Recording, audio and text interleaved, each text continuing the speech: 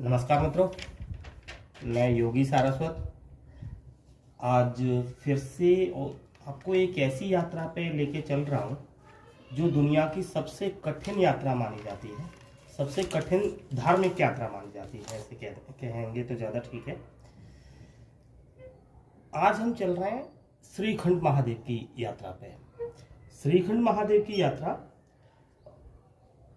दुनिया भर में जितनी भी धार्मिक यात्राएं होती हैं उनमें सबसे कठिन यात्रा मानी जाती है। और कठिन कैसे मानी जाती है? क्योंकि यहाँ पे जो डेथ रेशियो है वो बहुत बड़ा है।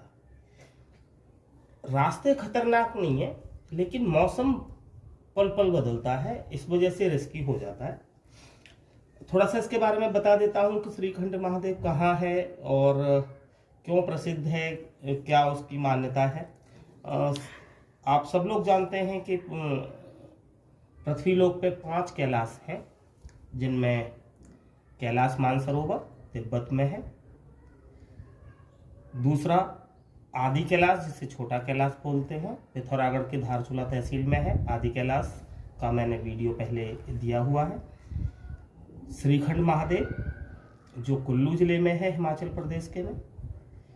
किन्नौर कैलाश और 5वां मणिमहेश। तो अभी आज हम जो चल रहे हैं, आदि कैलाश की मेरी यात्रा हो चुकी है 2018 में। 2019 में मैं गया था श्रीखंड महादेव के ट्रैक पे। मैं श्रीखंड महादेव लेके चलता हूँ आपको। और श्रीखंड महादेव में की जो यात्रा है, जो दर्शन करने के लिए हम जाते हैं, वहाँ पे एक शिला है, 72 फुट ऊंची शिला है। ऐसे माना जाता है कि भस्मासुर को भगवान विष्णु ने शिव के साथ नृत्य करने के लिए यहाँ पे राजी किया था और यहीं भस्मासुर खत्म हुए थे। वो कहानी आप पढ़ सकते हैं, वो उस पर मैं इतना डिटेल नहीं लेके जाऊंगा। थोड़ा सा एक और चीज ध्यान रखिएगा, ये रिस्की जोन है, मौसम पल पल बदलता है, इसलिए अकेले ट्राई मत करिएगा, सोलो ट्रैक बिल्कुल ट्राई मत करिएगा इसे।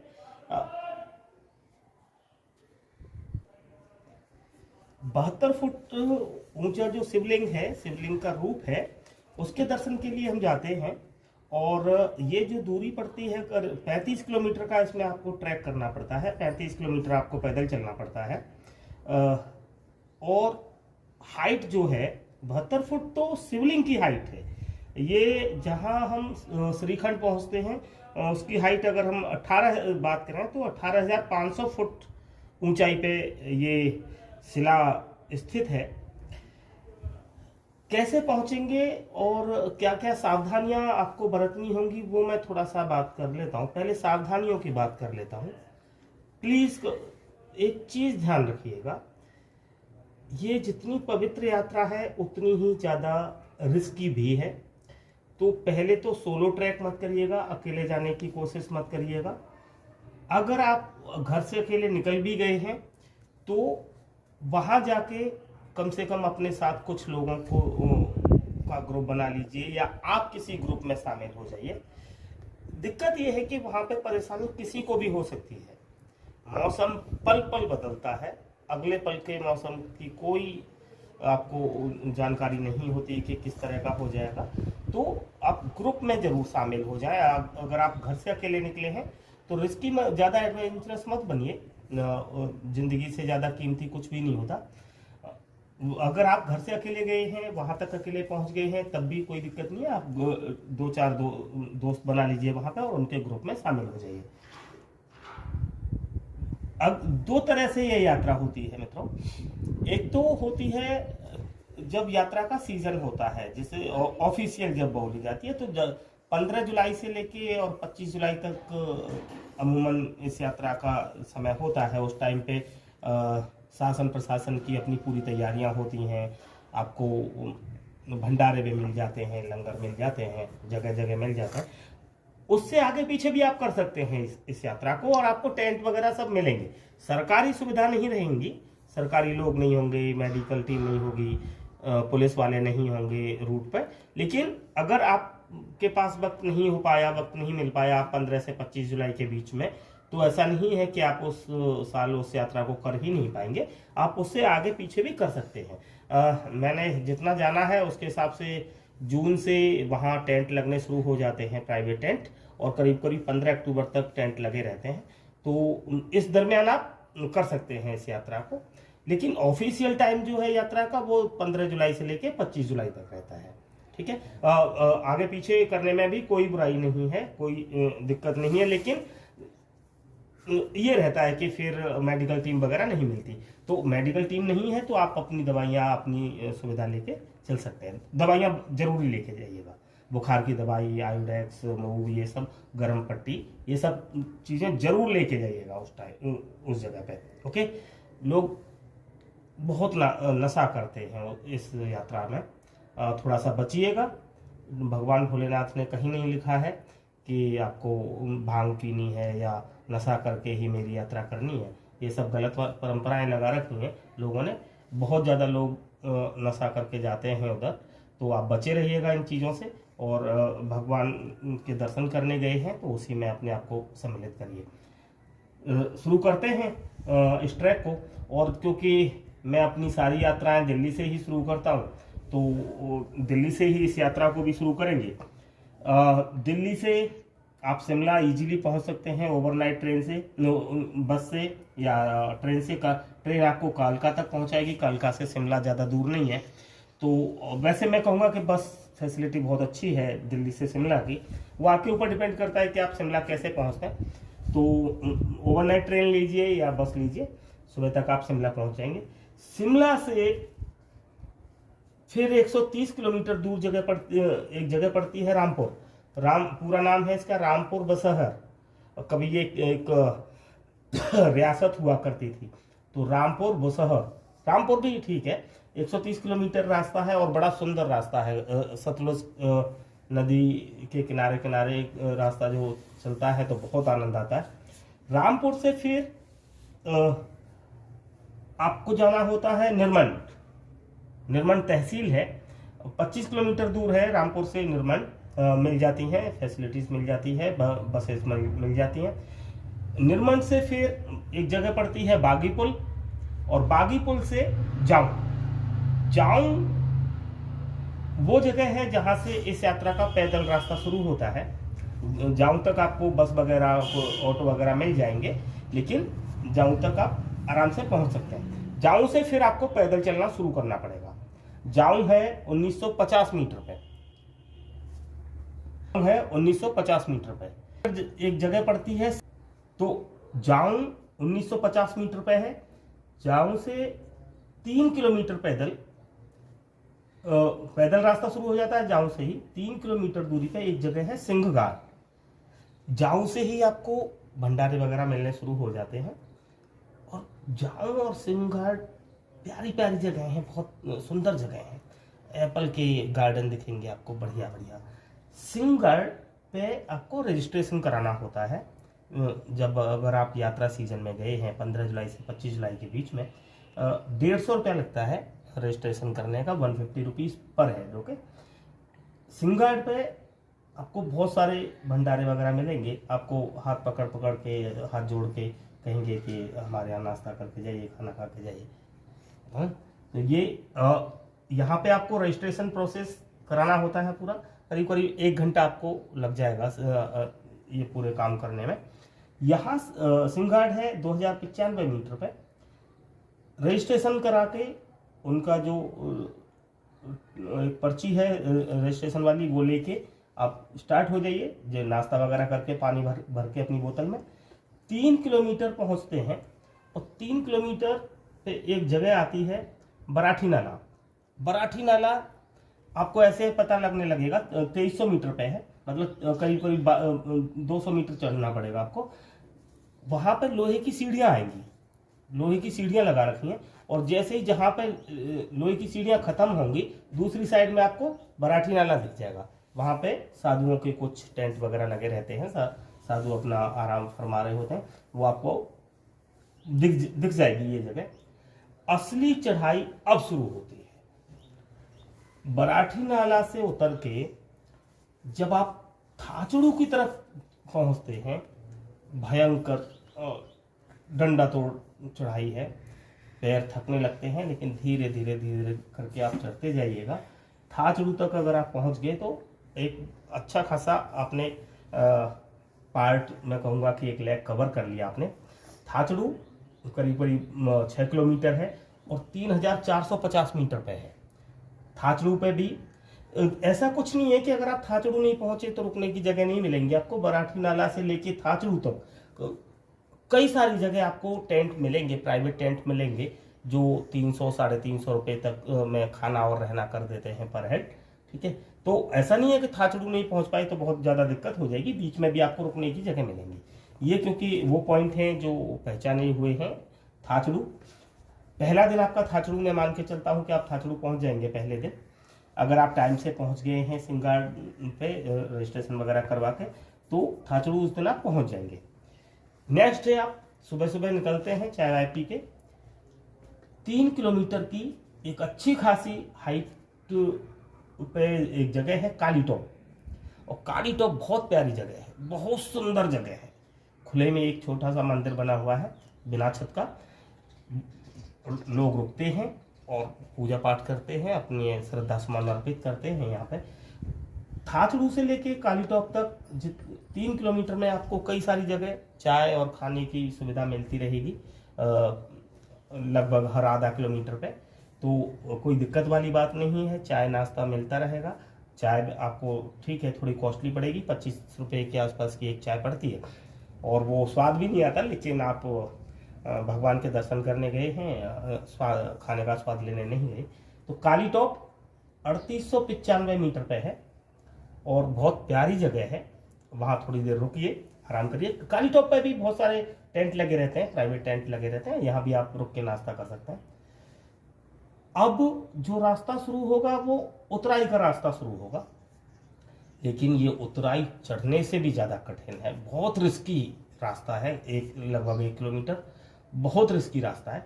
और नीचे उतरते उतरते फिर चढ़ते हैं आप दोबारा और पहुंचते हैं आप भीम तलाई पे। काली टॉप से नीचे उतर के आप पहुंचते हैं भीम तलाई पे। भीम तलाई में भी कई सारे टेंट लगे हैं, प्राइवेट टेंट लगे हुए हैं, और वो भी लगाते हैं, क्या बोलते हैं, भंडारा भी लगाते हैं कई सारे लोग। थाचड़ू पे बहुत सारे भंडारे के टेंट मिलेंगे, चाय दाल चावल राजमा चावल मिलेंगे आपको, भंडारे वाले लोग बहुत लगाते हैं थाचड़ू पे भी, भीम तलाई पे भी। भीम तलाई है 3640 मीटर पे, देख भी रहे हैं आप, थोड़ी सी हाइट कम हो है, लेकिन ये हाइट कम होना कोई बहुत ज़्यादा फायदे की चीज़ नहीं है, क्योंकि अभी आपको और चढ़ना पड़ेगा। भीम तलाई से फिर आप ऊपर नीचे चढ़ते उतरते करीब 3 किलोमीटर बाद पहुंचते हैं कुंसा। कुंसा पे भी कोई दिक्कत नहीं, सब खाने पीने की रहने की पूरी सुविधा है, करीब 400 रुपये के आसपास तक, 400 रुपये पर हेड तक आराम से मिल जाता है रुकने और खाने का। ये ध्यान रखिएगा कि आपको जो भी पैसा बताया जा रहा है, जो भी आपको चार्ज बताया जा रहा है, वो रुकने और खाने दोनों के एक साथ होंगे। ओके, जो रोक रहा है आपको, जो रुकने की सुविधा दे रहा है, वही खाना भी खिला देगा आपको। कुंसा से फिर मैं कहूँगा कि इतना बहुत होता है, या अगर आप में हिम्मत है तो आप भीमद्वारी तक पहुँच जाइए। थाचड़ू से चल के 3 और 3 6 और 3 9 3 12 किलोमीटर चल के भीमद्वारी तक आप पहुंच सकते हैं अगले दिन, दूसरे दिन। भीमद्वारी 3 किलोमीटर है, और कुंसा से जो भीमद्वारी का रास्ता है बहुत टिपिकल है, बहुत डिफिकल्ट है, और चोट लग जाती है लोगों के, क्योंकि पत्थर हैं बड़े बड़े। तो यहाँ कुंसा से भीमद्वारी के रास्ते में आपको बहुत ज़्यादा केयर रखनी पड़ेगी अपने आपकी। भीमद्वारी है 3710 मीटर पे, और दूसरा दिन खत्म हो चुका है आपको। भीमद्वारी पे रेट जो होते हैं रुकने के, वो मैं ऐसे शुरू होते हैं 500 रुपये पर हेड से, लेकिन भीड़ के ऊपर डिपेंड करता है, भीड़ बढ़ती जाती है तो डेफिनेटली उसी हिसाब से, उसी रेशो से पैसे भी बढ़ते जाते हैं, और ये 1000 रुपये पर हेड तक, इवन कि 1200 रुपये 1500 रुपये पर हेड तक भी पहुंच जाता है। तो पॉकेट में पैसा रखिएगा, 500 रुपये से शुरू होगा, ये ध्यान रखिएगा। लेकिन अगर जगह कम पड़ने लगी तो वो उसी हिसाब से देखते जाते हैं और आपको आपकी परेशानियों का फ़ायदा उठाने की कोशिश करते हैं। तो हो सकता है ये 1000 रुपये पर हेड भी हो जाए, 1200 रुपये पर हेड भी हो जाए, 1500 रुपये पर हेड भी हो जाए।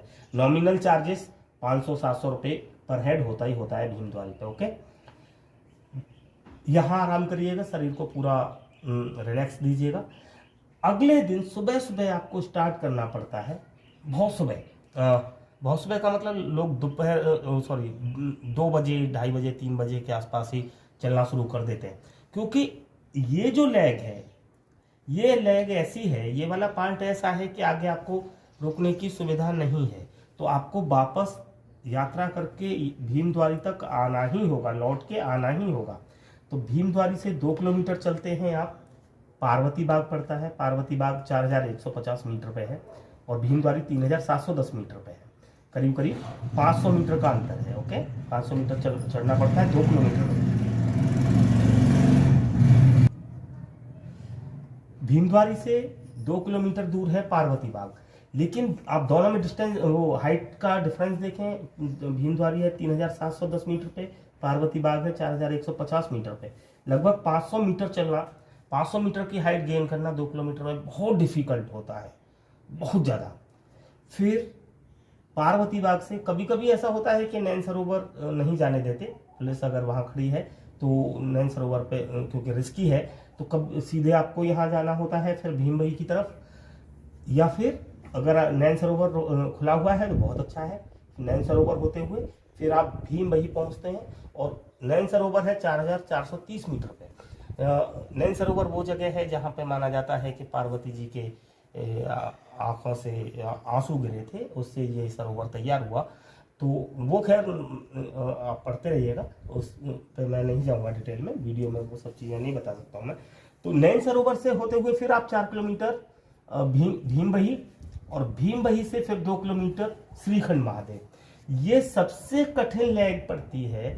2 और 4 6 और 2 8 किलोमीटर जाना, और उसी दिन आपको वापस लौट के आना होता है। और दोपहर होने से पहले लौट के आना ज़्यादा बेहतर रहता है, क्योंकि जैसे जैसे धूप पड़ती है तो वहाँ पे जो बर्फ़ है वो पिघलने लगती है, और जैसे जैसे बर्फ़ पिघलती है रास्ता जो है बहुत ज़्यादा खतरनाक होता चला जाता है। जो सबसे ज़्यादा डेथ की संभावना होती है वो इसी पार्ट में होती है। पार्वती बाग से लेके और श्रीखंड महादेव तक का जो रास्ता है वो सबसे ज़्यादा जो रिस्की जोन है इस यात्रा का वही है, क्योंकि आपको इसमें कहीं बीच में रुकने का कोई पार्ट नहीं है, पानी तक नहीं मिलता है आपको। तो पानी, बिस्किट वगैरह कुछ अपने पास रखिएगा जरूर, बैग रखिएगा, छाता, टॉर्च वगैरह ये सब चीज़ें रखिएगा। टॉर्च जरूर रखिएगा, पानी जरूर रखिएगा, क्योंकि आपको यहाँ जाके फिर लौट के भी यहीं भीमद्वारी तक आना होता है। ओके, इसलिए लोग जितना जल्दी निकल जाते हैं वो जल्दी वापस लौटने की कोशिश कर लेते हैं, जल्दी लौट भी आते हैं। अब जब आप भीमबही होते हुए नैन सरोवर और भीमबही होते हुए श्रीखंड महादेव पहुंचते हैं, वहाँ ज़्यादा देर मत रुकिएगा, 15 मिनट 20 मिनट से ज़्यादा देर मत रुकिएगा। 5140 मीटर पे है ये। ओके, 72 फुट ऊंची शिला है श्रीखंड महादेव। और क्योंकि इतनी हाइट पे ज़्यादा देर रुकना मतलब ऑक्सीजन की कमी महसूस होने लगती है, तो अगरबत्ती और धूप बत्ती जलाइए, पूजा पाठ कीजिए 15-20 मिनट और वापस लौटिए। फिर से कहूँगा कि अपने साथ टॉर्च जरूर रखिए, छाता जरूर रखिएगा, स्टिक जरूर रखिएगा, लकड़ी वगैरह जो रहती है, और पानी जरूर रखिएगा। खाने पीने के लिए कुछ जरूर रखिएगा, क्योंकि कभी कभी जब बर्फीला तूफान आता है तो लोग फंस जाते हैं यहाँ पे। यहाँ से दर्शन करके उसी दिन वापस आपको भीमद्वारी पहुँचना होगा। ठीक है, 3 दिन अभी तक आपको हो चुके हैं। चौथे दिन आप आराम से थाचड़ू तक पहुँच जाएंगे, क्योंकि अब उतराई है। और 5वें दिन वापस आ जाते हैं यहाँ जाऊं तक। 5 दिन की यात्रा है। 5 दिन में आपको आराम से यात्रा हो जाती है, बहुत जल्दी मत करिएगा, आराम से धीरे धीरे चलेंगे तब भी 5 दिन लगेंगे आपको। लेकिन जैसे मैंने कहा, लास्ट डे आप थोड़ा सा रिस्की जोन में होते हैं, तो जोन रिस्की है, आपको रिस्क नहीं लेना होता है। ओके, अच्छा दोस्तों, एक चीज़ और है, ये वो रास्ता है जो सरकार, हिमाचल प्रदेश की सरकार और वहाँ का जो ट्रस्ट है वो यात्रा को आयोजित करता है। लेकिन ट्रैकर्स ने दूसरा रास्ता भी ढूंढा हुआ है, लेकिन इस रास्ते पे आपको सुविधा नहीं मिलेगी। अगर आपके पास टेंट वगैरह है या आप गद्दी लोगों की हेल्प लेके करना चाहते हैं, तो एक रास्ता और है दूसरा, वो भी जाऊं से स्टार्ट होगा। जाऊं से फांचा 4 किलोमीटर, फांचा से फांचाकांडा वो भी 4 किलोमीटर, फांचाकांडा से स्पा, स्पा 8 किलोमीटर, स्पा से मजीबोन, मजीबोन 9 किलोमीटर, और मजीबोन से श्रीखंड महादेव 6 किलोमीटर। लेकिन इस रास्ते पे, दूसरे रास्ते पे कोई भी फैसिलिटी, किसी भी तरह की सुविधा रहने या खाने की नहीं है। आपको या तो अपना इंतजाम करके लेके जाना होता है, टेंट, स्लीपिंग बैग, राशन वगैरह सब आपको अपने लेके जाने होते हैं, या फिर आपको गद्दियों के भरोसे जाना होता है।